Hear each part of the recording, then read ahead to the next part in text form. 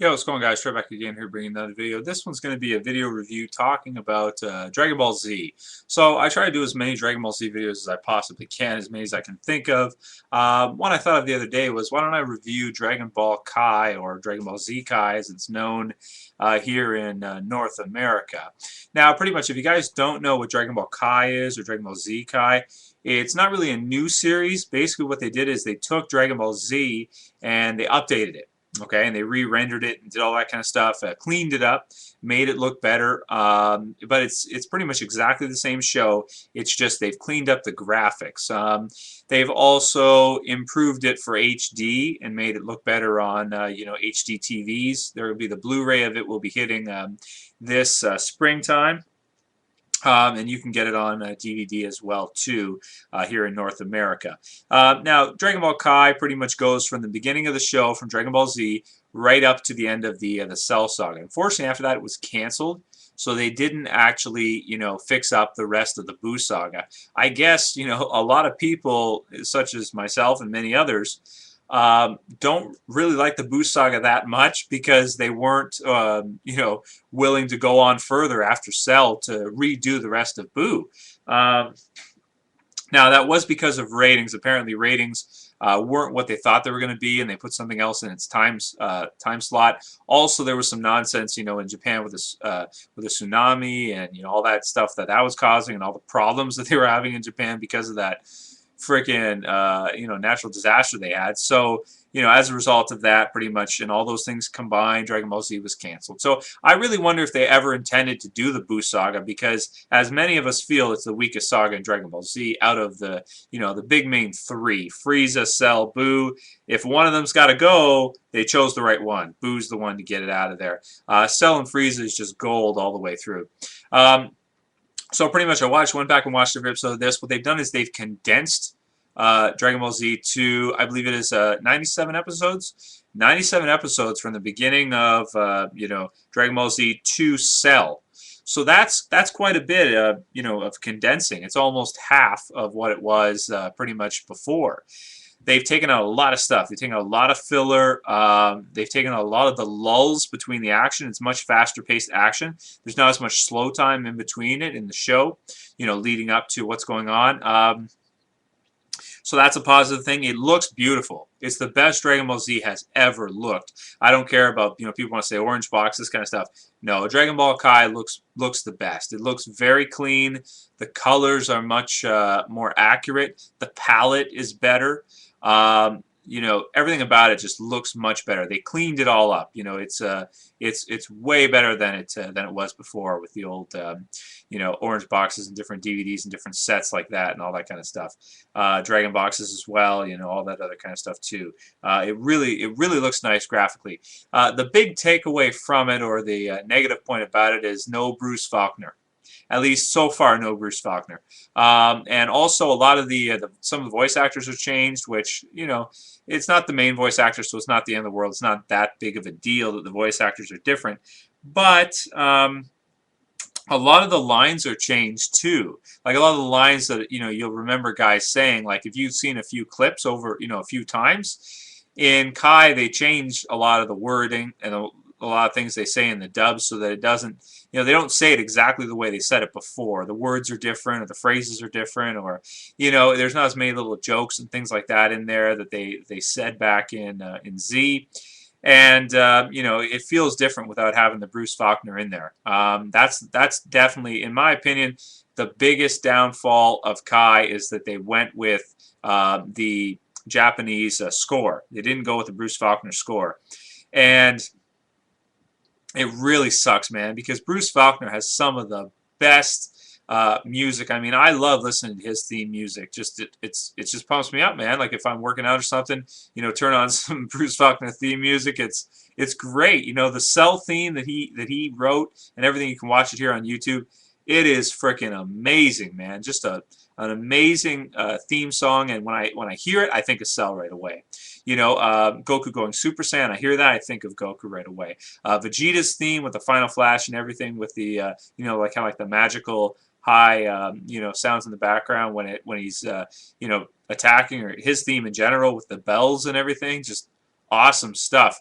And it gets replaced by the Japanese score, which is a lot more simplistic. You know, a lot of times they, like, instead of playing a theme for a certain character at a time, they a lot of times will just play like general themes, like you know, like a suspense theme, and there's a lot less variety to the theme music. So that is a huge takeaway. The other thing too is that not having a Buu Saga, as much as I say out of the main three villains that Buu would be the one to go, and I think that's the best way to go, there are still some good parts of the Buu Saga that I don't want to see go. I think you have to have Majin Vegeta in there. That was an, you know, just awesome to see Majin Vegeta in there.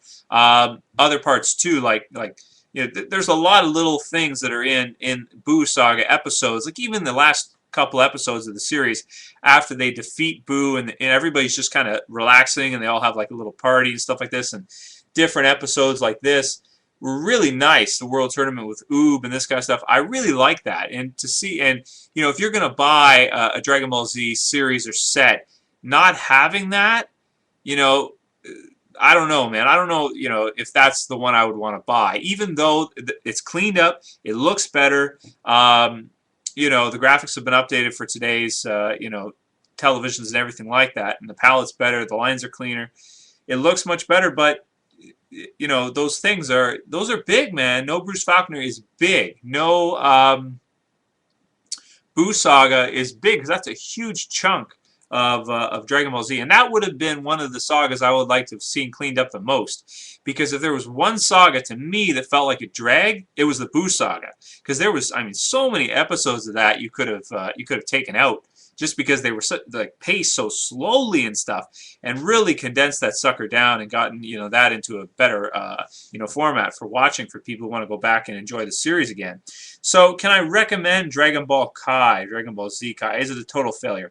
Well, it's not a total failure, and it's not a total success either. The fact that it doesn't go into the Buu Saga, you know, can you really say it's all of Dragon Ball Z, or it's all of Dragon Ball with, you know, just having that part? You know, even though it's not the best part of Dragon Ball Z, you're still going to want to have that. You know what I mean? If you're going to want to have a collection of every episode, you're going to want to have that part.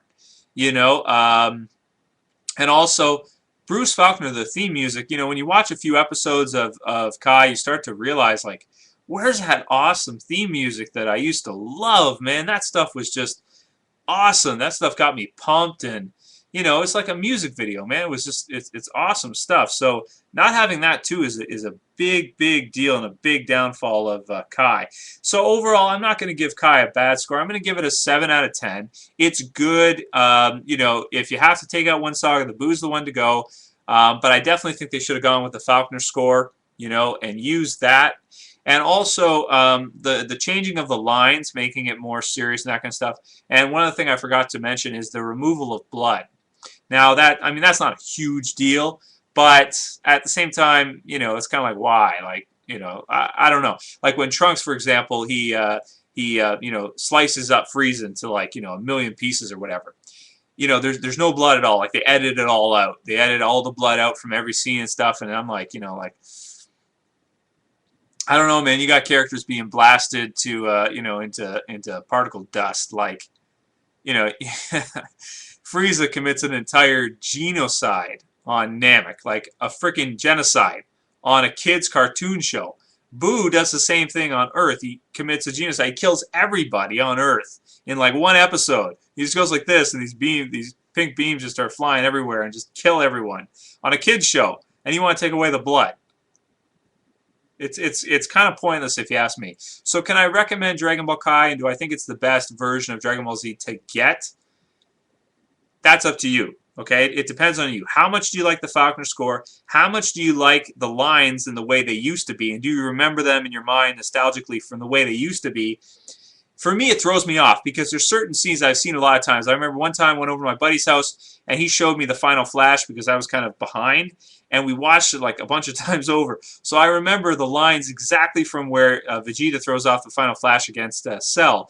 And, you know, Krillin's like, Trunks, let's go, and then you get the Faulconer score in the background, plays the, you know, like this kind of stuff while he's charging it, and then you know, Trunks yells at him like, Father, you've got to stop it, this kind of stuff, and then they get out of there, right? It it kills me that in the Kai version that the words are changed. I forget exactly what it's changed to, and the score in the background has changed, but it definitely makes a big difference when you see that final flash go off, and you don't have Faulconer's Vegeta theme there.